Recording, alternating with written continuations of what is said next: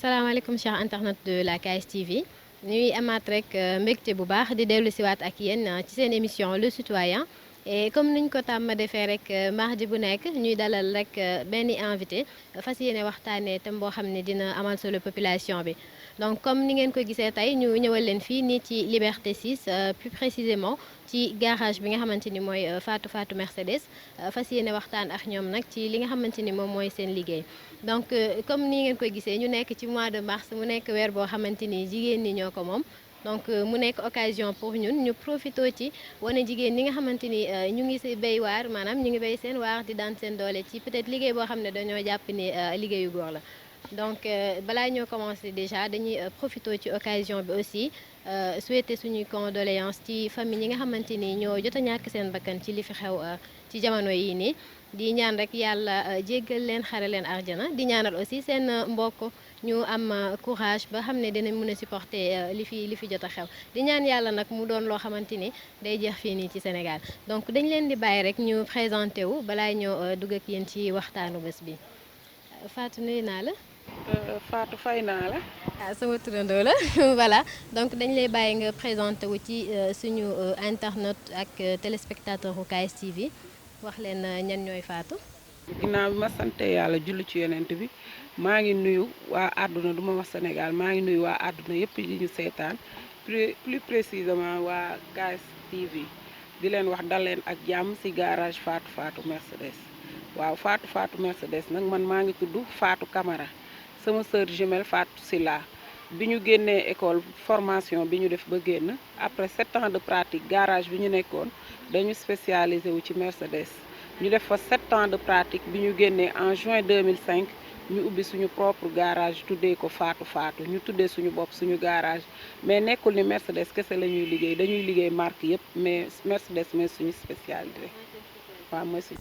D'accord léegi dañuy bàyyi beneen Fatou bi mu présenté wu moom tamit. bisimilah rahmaani rahim ginnaaw bi ma sant yàlla julli ci yenente bi maa ngi nuyu képp koo xam ne mi ngi ñuy seetaan di leen nuyu yéen ñi ñu seet si tey waa KS TV di wax ne man maa ngi tudd Fatou Silla nekk fii ci garage yu Fatou Mercedes sama sœur jumelle wax na ko ba pare li ma ci yokk rek mooy ni def nañ ci métier bi 24 ans d'expérience. donc di ñaan lépp lu ñu fiy waxtaanee rek mu jëriñ suñu rakk yi ak suñu ñees wala neveu yi nga xamante ne tey ñi ngi bëgg a dugg ci métier bi nga xamante ne yombul quand même. Voilà merci beaucoup Fatou comme ni ngeen ko gisee ni ñu ko waxee donc mu nekk métier boo xamante ni rek dañ koo jàng ko durant des années. et bi ñu paree ci loolu noonu ñu décidé en tant que ñi nga xamante ni mën nañ seen liggéey ubbi li nga xamante ni moom mooy seen boîte mu tudd Fatou Mercedes mais Fatou li nga xamante ni moom mooy seen liggéey est-ce que dafa nekk loo xam ne da ngeen koo tànn wala dafa nekk loo xam ne da ngeen koo yàggoon a bëgg wala maanaam gis nañ ni métier jigéen ñi ñu ngi fi en pagaille mais yéen ngeen tànn def mécanique ba tax ngeen ubbi seen atelier wu bopp di ci liggéey comme ni ko góor ñi di defee ci seeni atelier fan la jógee. bëgg-bëgg boobu noonu. waaw dañu jàng bi mooy dañu def suñu cycle primaire def cycle secondaire mais ku ci nekk même boo nekkee ci mbir di nga xam ci nga xamante ne ci nga am ouverture donc de la fosse 6e ba terminale doon def série F3 kii di F3 di technique donc à un certain moment sama benn professeur ne ma pourquoi pas nga virer ci mécanique automobile parce que gis naa d'après ni nga mel ci filière yi ñàkkul boo ci demee di nga ci génn donc ci laa dem def affaire bi école donc bi après génn dem donc et puis ba ma nekkee xale man dama doonoon koo xamante ne daaw ma foyee ay poupée comme xale bu jigéen li mu daan foyee tantôt maa ngi woon ci affaire yu bricolé te it maa ngi wax ne li ma ci gën a dugal mooy sam pap amuloon ay doomi góor yu mag parce que tout le temps man la doon àndal ci ay kër yu muy tabax wala donc ñu dem ba ma xam ne daal man lii depuis xale fi xale yi jigéen ñi doon foyee poupée man maa ngi nekk di bricolé. yaa ngi nekk di bricolé donc yow daal di liggéey ak say loxo di yëngatu moom mos a nekk li nga bëgg. c'est ça moo tax bi ma ñëwee ci champ bi nekkul loo xamante ne dafa nekk ci man li mécanique daal affaire ouvrage dafa nekk ci man. d'accord voilà mais fi mu toll nii est-ce que lu yomb la sànq yaa ngi ko doon wax ci say wax mais Fatou bi est-ce que lu yomb la par exemple nga nekk jigéen nga yor sa famille yor say njaboot aussi ba pare ngay liggéey boo xamante ni peut-être day jël sa temps wala même bu jëlul sa temps mën nañ la woo comme imprévu tout à l'heure yaa ngi koy wax donc da ngay liggéey mais am na yoo xamante ni doo ko prévenir donc nan nga ñu ci mën a wax est-ce que lu yomb la liggéey boobu. non yombul nag bu fekkee nekkoo jëkkër boo xam ne daf la comprendre du yomb nekkul métier boo xam ne lu yomb la vraiment parce que xam nga bi léegi sax mën naa ne yomb na parce que auto électronique yi valise moo koy liggéey ba pare panne yi pour nga détecter ko da ngay jël branché valise bi mu wax la lii mais biñ ciy dugg 95 ak léegi yàgg na boobu ay xale lañ biñ ciy dugg ñun xale yu ndaw lañ yombul woon parce que da ngay sol sa tenue comme ni ma amee habitude di ko wax soo rombee nit ñi dañ lay seetaan nit ñi dañ lay ree parce que boobu 95 xam nga boobu nit ñi amuñu xalaatuñu woon ni mécanique dina dem ba nekk métier boo xam ne te métier noble la parce que mécanique bopp la lu nekk ci oto ku amul bopp dëgg doo ko liggéey yombul bu fekkente ne bu nekkul woon bëgg-bëgg kon bàyyi nga ko bu yàgg loolu tàmm naa ko wax parce que da ngay romb nit ñi di la xool ñi di la xoolee beneen bët parce que li maire yi xalaatoon parents yi ñi nga doon gis ñu bari ñu dugg ci métier suñu yóbboo xale bi mu jàng ba raté école ñu ne nañ ko yóbbu mu dem defi métier or que loolu du loolu léegi da ngay gis ko am bac plus 5 génn université sax dem defi technique nekkul métier boo xam ne bu yomb la yombul woon mais nag comme maag sama sœur jumelle ñoo bokk li ñu bëgg depuis 95 ba léegi ñoo ngi ànd bokk gëm ko bokk defandoo formation génn si garage bi ñu nekkoon vieux Cheikh Ndiarème may profité si occasion bi di ko ñaanal yàlla na ko yàlla yërëm garage bi ñu nekkoon ci góor ñu bëri ñoo fa nekkoon ñi guinéen lañ ku façon nit bu nekk fa dañ fa daan nekk mais man ak Fatou ñoo fa nekkoon jigéen nekkul woon loo xam ne lu yomb la mais dañ koo bëgg gëm ko maa ngi moom dañu mës a gëm affaire bi ne yàlla nañu yàlla jàppale ba tey ñu ubbi suñu garage bopp. d'accord donc comme li sa jumelle wax rek moom nga ci wax du loo xamante ni da ngeen cee dugg par ñàkk pexe wala mais loo leen jàng la mu fekk mu nekkoon tamit loo leen bëggoon voilà moo tax ngeen nekk ci ba yegg si fii. très bien mais suñu gisee aussi am na beneen aspect boo xamante ni peut-être man gis naa ni lu am solo la parce que la plupart du temps ci garage toujours sax laa yem ay góor ñoom ñooy diriger ay góor noonu la faral di demee mais fii dañoo gis ni yéen ay jigéen ngeen mais ay góor ngeen di liggéeyandool nan ngeen di maanaam lan moo nekk relation yi wala nan ngeen di dundee wala nan ngeen di manager li nga xamante ni c'est une équipe bu am ay góor est-ce que yomb na pour jigéen mu diriger ay góor ci loo xamante ni peut-être góor ñi dañoo jàpp ni ñoo ci gën a mën a taxaw xaw ma ndax ci seen doole lañ ko teg xaw ma fan lañ ko teg yéen nan ngeen di dundee loolu. waaw niñ koy dundee yomb na man xëy na nit ñi sax ñoo may xool di xalaat ne kii jigéen la ak yooyu man su ma nekkee ci garage bi xalaat loolu nekkul sax sama esprit ay kii jigéen la ak yooyu parce que bu fekkee ki ngay liggéeyandool li ngay liggéey moom gënu la ko xam. yow ni ngay liggéey am na loo xam ne bu la ko sa employé wala nit di la ko xoolee rek yow yaa ko koy wan fii amul loolu bu fekkente ne liggéey bi dafa jot dama naan dañ ku nekk da ngay joxe sa xalaat bien vrai que ni man maa leen jiitu mais dañuy suudewu liggéey parce que loolu esprit boobu amu fi xëy na fii Sénégal la nit ñi di xalaat naan jigéen moo jiite yi mais boo demee Europe ba gis jigéen ñi bis yeeg lépp li ñuy liggéey li góor ñi di def jigéen ñi dañ koy def kon foofu idée boobu boo ko amee tamit boo fi nekkee da ngay sonn parce que loolu xewul fii yombul nag jigéen buy jiite nekk ci biir góor yombul mais caractère bi ngay dégager ba ñoom ñu respecté la jox la sa place loolu yow yaa koy liggéey ci ñoom waaw. très bien donc daal amul xaajaleeg seeg jigéen ak góor ñoom ñoo ci yem ku ci nekk boo yoree sa équipe war nga ko mën a gérer de la manière la plus. bien sûr war nga ko mën a gérer parce que jigéen ñi ci liggéey boo gis léegi ñoom ñi ngi ci boo demee classe sax di nga gis ne jigéen ñi sànni ma góor ñi xeer nag ñooy gën a te parce que jigéen lu mu bëgg lu nekk da ciy dem du ci am retenu day dem ba jeex parce que day bañ comme li may wax sama sœur bi tey ji oto bu ñëwee ci garage góor am benn erreur mën nañ ko pardonner da nga koy gis sax ci tali bi bu ñuy dawal da ngay gis góor ñi jigéen dañuy kii ci tali bu ñu gisee benn erreur rek dañ naan jigéen la te parce que du loolu parfois nga gis sax nit góor boo xam ne comme ñun daf ñuy arrivé nga gis góor boo xam ne day indi otoom du xam sax huile huile bi fuñ koy def ak ndox bi du ko mën a distinguer tey bu fekkee jigéen moo ko defoon dañ naan jigéen la loolu nag ci bopp la rek fii moom amul loolu sincèrement bu ma defuma loolu sax sama esprit fii jigéen na fi nekk ak yooyu waaw. am sikk sax wala nga xaw a ragal sax ñun ñu ne jigéen la pour da nga koy xool sax ci oto yi nga xam ne da ngay gis damay wax sama jumelle muy ree ma ne ko pourquoi man chaque fois du ma gis débutant rek laa gis yu débutante te parfois nga gis góor boo xam ne mooy yor oto bi di ko dawal mais ñu bindal ko ci ginnaaw parce que day bëgg coller loolu toujours jigéen te jigéen ñi fi ñu toll attention ma wax leen ñi ngi dem bu baax a baax ñaari loxo mooy takk tubéy ñaari loxo mooy takk sëy waaw. Très bien voilà donc dañuy ñëw ci beneen Fatou bi rek côté un peu vie professionnelle ak vie famille. Est-ce que yéen ambition bi ngeen am wala vision bi ngeen am par rapport ak métier bi ngeen tànn est-ce que yomb na ngeen di dundee ak ñoom noonu. waaw man li ma ci wax rek damay indi ñaari mbir damay wax ne man mécanicienne la mais damay gis femme boo xam ne par exemple docteur la wala professeur et que ñun xam nga ñooy médecin wu oto yi ku ne xam na ne ñooy médecin wu oto yi et que da ngay gis liggéey par exemple da ngay gis femmes yi nga xamante ne ay docteur lañ ñoom dañuy def intervention heure bu ne comme ñun niñ koy defee maintenant liggéey moom liggéey la soo jógee rek ne liggéey bi man maa ko tànn il faut assumer te boo assumer aussi il faut faire la part des choses mooy soo nekkee garage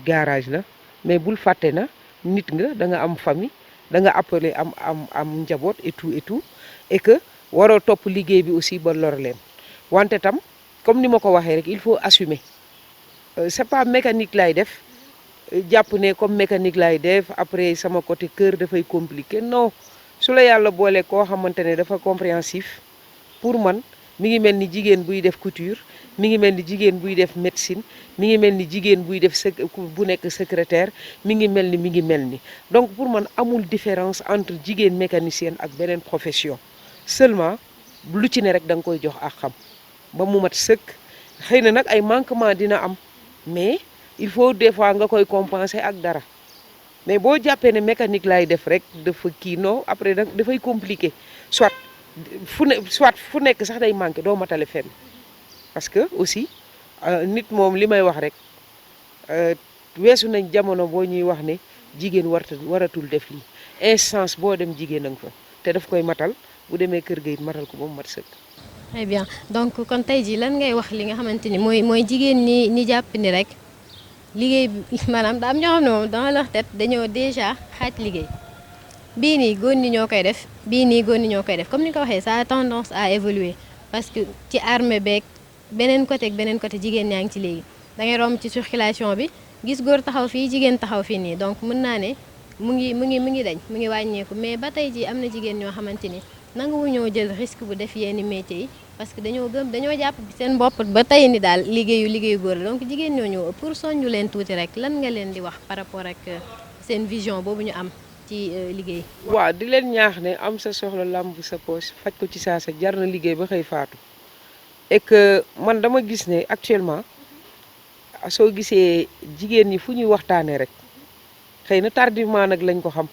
fu ñuy waxtaanee rek ñi ngi naan amal sa bopp dafa neex et que pour man métier aussi de nos jours yaa ngi dégg léegi ñu ne la def nañ théorie def pratique bëgg lu yomb aussi baaxul mbir tamit il faut nga sonn ci pour jëriñu ci muy mécanique bii may wax yoon bu sori la yoon bu metti la donc bëgg-bëgg rek moo la cay bàyyi des fois nga taseeg loo xam ne da nga naan tay ma ba ko mais boo résoudre problème boobu rek amour bi day ñëwaat donc pour revenir ci sa question léegi ku ne xam na ne góor ñi sax de wax dëgg yàlla boo jàppul ci dara duñ la bëgg a takk nañ ma jéggal nag waaye dañuy wax ne bëgguma takk cas social. ba bu ñuy ñëw sax dañ lay laajte lan ngay liggéey lan ngay def man looloo ma ci gën a jaaxal sax. même ordre mi loolu gis nga nit ki da nga war ci looy nekk lu ne nga am noo taxawee te pour man sooy liggéey même boo ci dee am dërëm di faj sa soxla lu la ci fekk rek day daal di neex donc mooy wax rek di leen ñaax y a pas de sot métier il y a 20 ans ci ginnaaw tey bu ñu la waxoon mécanique dina dem ba jigéen taxaw ba gérer ci garage am di diriger ay góor vraiment dañuy wax non loolu munta ne et pourtant si te jigéen ñi li may wax rek mécanique bi rek lañ gis parce que ci milieu bi lañ ne fu ne boo demee jigéen ñi ngi fay dem di jiite di fa taxaw nag taxaw bu am solo kenn du leen yab donc loolu jar na vraiment ñafe. Effectivement donc comme ni ngeen ko gisee man je pense que war nañoo réellement dépasser cadre bi nga xamante ni mooy peut-être bëgg dara di yaakaar ni doo ko mën def parce que dafa am ay limites wala dafa góore wala leneen comme ni mu ko waxee donc mun nañ jàpp ni daal liggéey boo munti di def rek te mu nekk loo bëgg te mu nekk loo xam ne sa sutura mu ngi ci vraiment amul loo xamante ni war nga ko cee ragal parce que nag bëgg-bëgg bi man je pense que mooy li jiitu parce que booy def liggéey jigéen tamit te fekk nekkul loo bëgg du jëm kanam voilà donc li may ñëw laaj nag Fatou mooy seen relation ak seeni client maanaam nan ngeen di liggéeyee ak li nga xamante ni mooy seeni client est-ce que du am des fois peut-être ay ñàkk wóolu buñ ñëwee te xamaguñ leen ay ñàkk wóolu ndax ay jigéen ngeen wala ñu ñëw peut-être ni ñu waroon a waxee ak yéen wala ni ñu waroon liggéeyee ak yéen mu am ci loo xam ne dérogation la parce que ay jigéen ngeen wala ñi nga xamante ni noonu la relation yi di demee entre góor ak client am noonu la demee entre yéen ak seeni client waaw loolu moom avant tout maa ngi remercier suñu clients yi bu baax a baax am na si ñoo xam ne bu ñu paanee batterie sax duñu nangu seen oto kenn laal ko lu dul Faatu loolu nag yow yaa koy liggéey am na client yi ma am yu ci bari yoo xam ni damay liggéeyal nit kooku kontaan boole ma ak ñoom dina am client yoo xamante ni tamit dañ fiy ñëwal directement seen bopp mais bu ñu ñëwee ni nga leen di accueillir parce que man bu may liggéeyal client ak loo oto boo mën a yor su fekkee sama valise mënu ko xool wala ma xool ne oto bi da nga ko yóbbu feneen mu nga am ci problème bëgg a ñëw indil ma ko am na liggéey yoo xam ne du ma ci dugg lu ma maîtriser wul mënuma ko parce que mécanique métier la boo xam ne képp ku la ni mën naa ko ba jeexal ko tàkk day wax lu ko neex ndax chaque jour européen yaa ngi defar oto yu bees yoo xam ne mosoo ko laal mosoo xam marque bi mosoo xam ni mel kon loo si liggéey lu ne client bi am na nu muy wax ak yow xam nga nit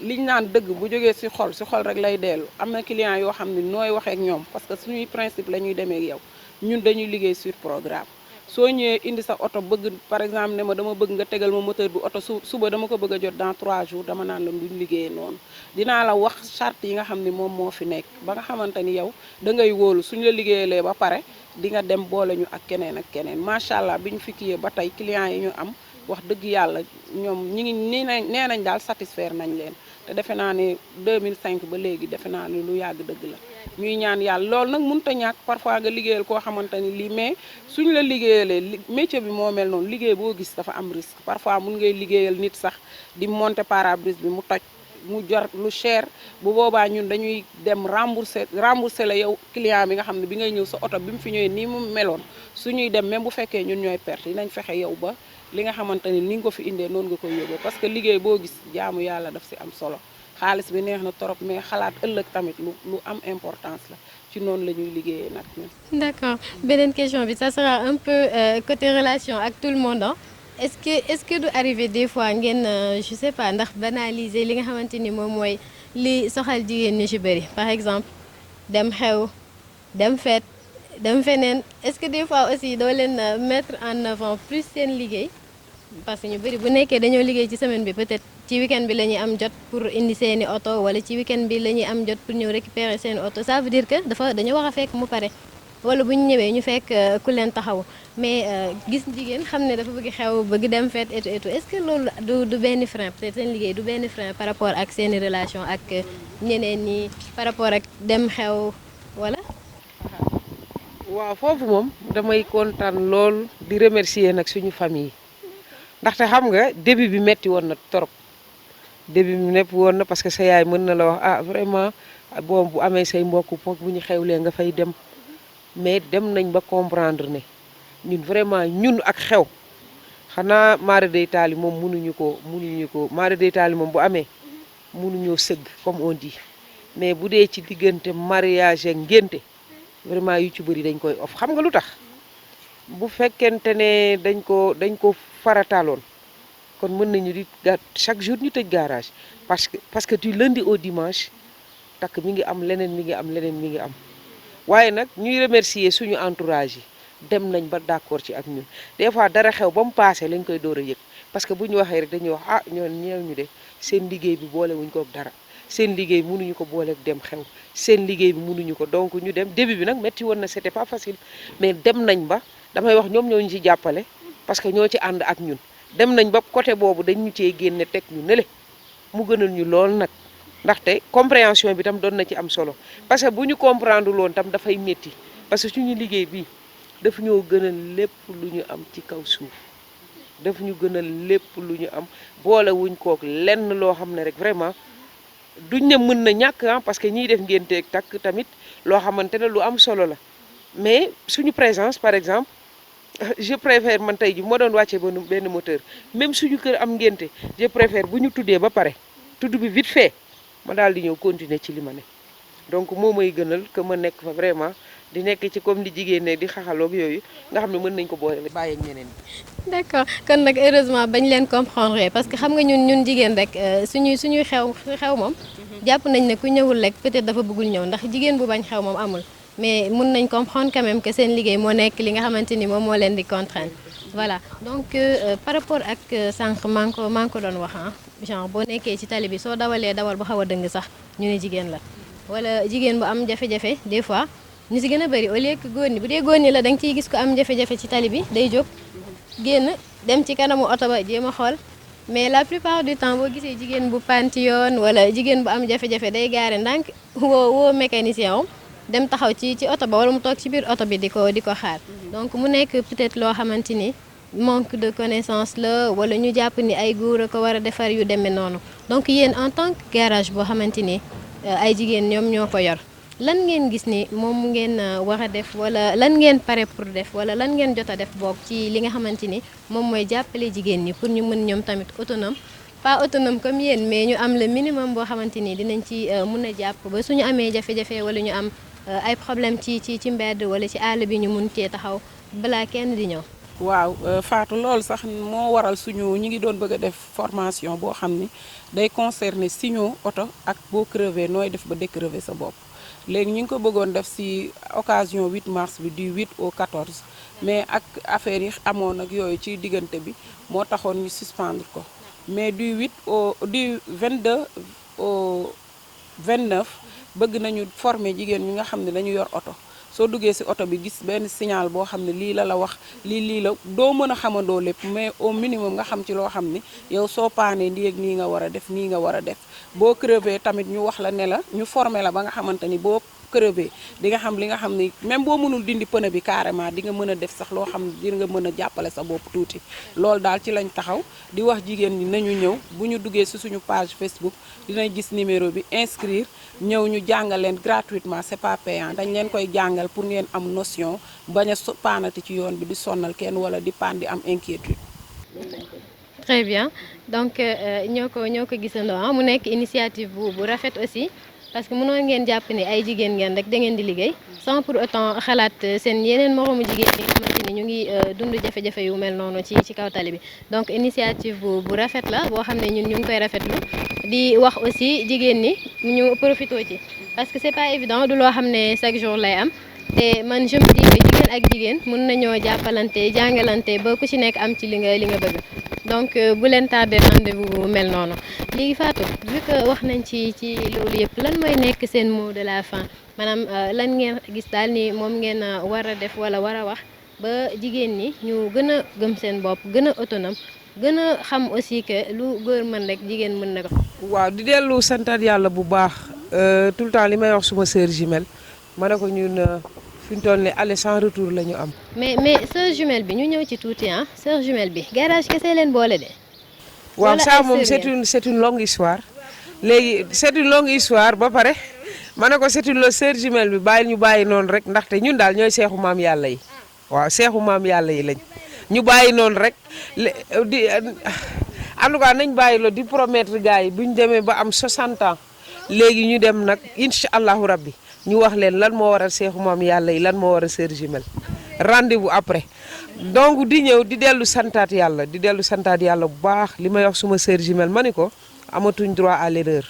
ñun aller sans retour la ñu am tey jii dem nañ ba presse sénégalaise presse internationale journée internationale de la femme du jot te seen xel du dem ci faatu yi vraiment bu ñuy defati les métiers yi nga xam ne c'était réservé auparavant aux hommes ñu koy wax du seen xel du dem lu dul ci faatu yi donc nee naa ko ñun dañoo amal njukkal àdduna parce que tam kuy def ku koy wane la bëgg kuy def ku koy encourager la bëgg ñun dañu amal njukkal àdduna ndaxte dañu jàppale daal xam nga jàppale paasewul encourager parce que jaajëf dafay yokku ngóora jaajëf dafay yokku jigéen boo xam ne waaw kumba dafay yokku ngóora donc pour wax ne rek ñi ngi ñaax suñu mbokk jigéen ñi di leen wax y a pas de sous-métier ñun tey bu ñu demee dugg ci métier bi ba toog suñu président de la république monsieur Abdoulaye Wade bi mu fi nekkee toog recevoir ñu ci palais ba tey jii fii ñu nekk mu jox ñu ko ñu koy liggéeyee grâce ak métier bi ñu nekk la du lenn du vraiment defaluñu ko pour dara lu dul bërëb bu ñu liggéeyee de un de deux toog nañu ba waa Espagne Madrid ñu décerné ñu benn prix international boo xam ne dañoo toog ñu bind ñu mail woo ñu depuis Espagne ñu dem jëli fa benn trophée fii ci Sénégal aussi jox nañu ay trophée ci ay jigéenu jàmbaar di leen wax ne li may wax rek yoon bi yombul woon li sama sœur jumelle léegi mécanique ça s'apprend au jour le jour saay boo xëyee gisul la ci jommal waaye day tax nga gën a bëgg di leen wax ne y a pas de sous-métier nañu ñafe dugg ci métier yi di ko ñafe góor yi di xool xam ne tey lu góor mënoon tey jigéen da koy mën bu baax nañu dugg ci instance yi di ko ñafe góor ñi fu góor ne fu benn góor nekk beneen jigéen nekk fa ñu jàpp te parce que góor ñi dañu am yërmande bu ñu gisee jigéen buy ñafe dañ ciy jàpp kenn du ñoom tamit suñu càmmiñ ñi jàppale nañ ñu parce que ñun góor ñu jàngal métier donc daal maa ngi ñaan suma bokk jigéen yi ñu bàyyi yu nooy yi bàyyi toog kër ga bàyyi ñaan bi di former sa entreprise bu ndaw nit mën na jóg ci 5000 ba ëllëg benn 1 an mu dem ba mu devenir nañu bàyyi tàllal loxo nañu jéem a nekk ci position di joxe maa ngi jéggalu nag bu dee wax ji dafa am lu ci nga xamante ne jaarul yoon nit kese la lu ci jaar yoon tam ñu xam ne suñu borom la et encore merci beaucoup. y a pas de souci beneen Fatou bi la sœur jumelle. waaw man Fatou balaa may tàggoo maa ngi remercier ministère de la femme bu baax et de la famille madame Ndeye Saly Diop Dieng vraiment projet bi biñ ci taxawee ni dañu bëgg a jàppale jigéen ñi daf ko gëm ba nga xam ni moom sax moo ñu ko gën a bëgg taxaw ci nañu lépp loo xam ne soxal na leen pour ñi fiy ñëw muy ci gel hydroalcoolique ak lépp loo xam ne daal dañ koy soxla pour affaire corona bi ñi fiy ñëw ak yooyu formation bi li muy laaj mu ne ñu lan ak lan la ñu wax ko mu taxaw ci kon boog moom bëgg na jigéen ñi gën a dem à l'avant ñu koy ñaanal moom it yàlla yokk ko fi mu nekk ak waa ministère ba yëpp ndax ñoom ñëpp a jël kii bi def ko seen projet bopp ñu ngi koy gërëm bu baax ci jàppale gi ñu jàppale di gërëm waa Sénégal yëpp ak àdduna ndax laay wax ñu ngi gërëm ñëpp waaw. Voilà donc chers internautes de la KS TV donc li lañ leen indiloon tey ci seen émission Le Citoyen ci rubrique bu njëkk bi et comme ni ngeen ko gisee rek liñ ci jot a wax par rapport ak samay invité tey muy waa Fatou Mercedes donc wax nañ lu am solo par rapport ak importance bi bëgg sa liggéey am ak importance bi nga xamante ni moo nekk ci gëm li ngay liggéey gëm sa bopp aussi parce que comme niñ ko waxee léegi rek weesu nañ jamono joo xamante ni jigéen day toog rek ci li ñu yàggoon a gëm maanaam kër ga rek pour téye njaboot gi donc fu góor taxaw jigéen war na faa mën a taxaw et puis métier boo xamante ni moom la jigéen warta def moom moo fi amatul du moment où mu ngi légal bu légalee rek lu jigéen war a mën a def la donc ñu gën cee bàyyi xel ñun jigéen ñi gën cee jàpp rek gën a gëm suñu bopp incha allah li ñu bëgg dinañ ko ci am donc dañuy ñëw ak yéen ci kanam tuuti rek ci seen rubrique avis de la population laaj askan wi aussi nu ñu gisee suñu waxtaanu bés bi buñ ci jógee ñëw ak yéen ci seen rubrique xam sa réew donc à tout à l'heure. Voilà sëñ bi na nga def. maa ngi fi soxna si. Voilà donc tey ñu ñëwoon fii rek nga xamante ni mooy garage wu Fatou Mercedes pour waxtaan ak ñoom ci li nga xamante ni mooy seen liggéey ni ñuy liggéeyee ak li nga xamante ni daal moom mooy seen nature liggéey ban impact la am ci seen vie ak yooyu donc yow en tant que employé ci biir Fatou Mercedes nan nga gisee li nga xamante ni moom mooy liggéey ak jigéen maanaam liggéey boo xamante ni peut-être ci ay jigéen lay jógee ñëw ci yéen yomb na wala yombul. waaw man mun naa wax ne yomb na yombul quoi waaw ndax ñoom Fatou doo nekk sama si sa yoo xamante ne presque ñoom yor quoi man si ñoom laa nekkoon xam nga ba léegi nii quoi xam nga mais ñoom doo bëgg liggéey bu baax quoi même yow boo liggéey boo xamante ne jaaru yoon sax Fatou bu ñëwee moom day mer quoi ndax moom liggéey bu baax la xam ay liggéey quoi xamuñu ay biiru collé dem ñëw quoi wax dëgg yàlla ñoom xamuñu loolu quoi wax dëgg yàlla ñoom liggéey bu baax nañ xam nga liggéey xam nga ba pare jox ñëpp cër maanaam client bu ñëw dañ koy jox cër respecté ko quoi ndax ñoom loolu la ñu xam chaque jour ñu wax ma loolu quoi ñu am kii naa bu ñëwee nga koy jox cër respecté ko waaw xam nga nit boo xamante ne da nga koy respecté moom tamit day jox cër daal waaw dëgg yàlla ñoom nekk sama sëñ yu baax xam nga fu nekk dem na fa lu ñu xalaat wax nañ ma ko quoi wax dëgg yàlla moom aw ma seen fay quoi. seen liggéey moom metti na trop parce que xam nga yombul ngay gis ay mécaniciens yu jigéen surtout Sénégal gi mais ñoom moom vraiment ay jàmbaar lañu respecté nañu seen liggéey te et puis ñu ngi ko defee daal nu mu waree waaw ñu ngi koy defee nu mu waree parce que xam nga ñoom daal ay jàmbaar lañu franchement. dëgg la mais xam nga rek benn liggéey yombul parce que surtout ñoom seen liggéey dafa metti parce que ay jigéen lañu te ñu ngi dóor waar te dañ koo gëm waaw boo xoolee place bi rek nga xam ne ñii vraiment ñëwuñu rek pour foo dañoo ñëw pour dóor waar waaw pour liggéey seen liggéey xam nga mën cee tedd yàlla leen yàlla defal jàmm. waaw liggéey bi moom mi ngi dox moom waaw liggéey bi moom bu dee man moom maa ngi siy gis sama bopp moom si Faty waaw gis naa moom liggéey bu baax gis naa fi liggéey bu baax waaw booy liggéey dañoo ñëw taxaw xool li ngay liggéey waaw liggéey bu set daal moom la ñu bëgg daal moom waaw liggéey bu set moom laa fi gis moom.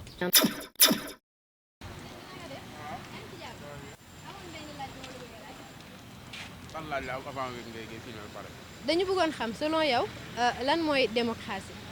Merci, pardon, non, c'est bon. Non, c'est bon, c'est bon. Non. Moi, je connais pas français, je comprends arabe. Vous parlez pas français. waaw. lan nga xam ci démocratie maanaam lan mooy démocratie selon yow. yaa ngi may dugal foo xamante ne nag mooy loolu de.